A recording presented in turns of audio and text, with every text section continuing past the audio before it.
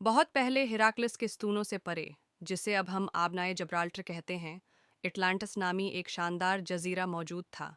ये लीबिया और एशिया के मुश्तरका मुल्क से बड़ा था और ये एक ताकतवर तहजीब का मरकज़ था। कहा जाता था कि एटलांटिस को देवताओं, ख़ास तौर पर समंदर के देवता पोसीडन ने बरकत दी थी।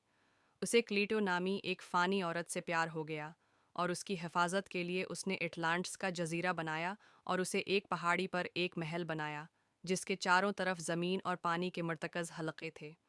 पोसेidon और क्लीटो के 10 बेटे थे और जजीरा इनमें तकसीम हो गया था। सबसे बड़ा बेटा एटलस एटलांटिस का पहला बादशाह बना और पूरे जजीरे का नाम इसके नाम पर रखा गया। अजीम दौलत और ताकत की सरजमीन एटलांटिस कुदरती वसाइल में नाकाबिल यकीन हद तक अमीर था। कीमती धातें जैसे ऑरिचलकम, सोने के बाद दूसरी, फसलों और फलों के दरख्तों के साथ जरखीज़ मैदान, पत्थर के बने हुए बड़े महल और मंदिर और सोने और चांदी से मज़ीन। बाहर ओकियानोस हुनरमंद इंजीनियर और जंगजू थे। उन्होंने अजीम शान नहरें, पल, बंदरगाहें और मंदिर बनाए। उनकी बहरिया बेमिसाल थी और उन्होंने अपनी सल्तनत को कई ममालिक, यहाँ तक कि यूरोप और अफ्रीका तक फैला दिया। उरूज व ज़वाल पहले पहल, बहर ओकियानूस के लोग नेक, अक्लमंद और इंसाफ पसंद थे, लेकिन वक्त के साथ साथ वो लालची, मगरूर और बिदानवान हो गए। वो अब देवताओं के तरीक़ों की पैरवी नहीं करते थे। ताकत और दौलत उनको तकब्बुर की तरफ ले गई।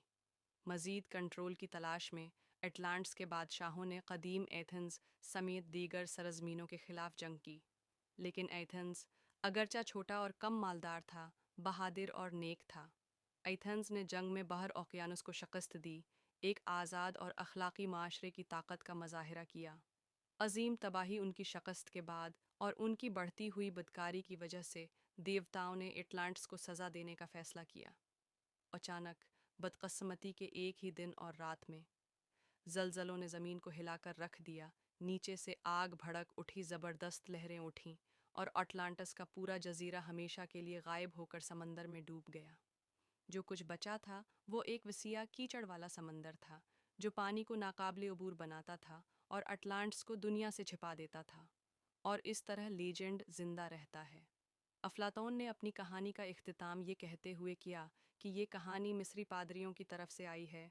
यूनानी कानून साज सोलोन को बताए जाने से पहले नस्ल दर नस्ल गुजरी और बलाखिर अफलातून ने खुद लिखी।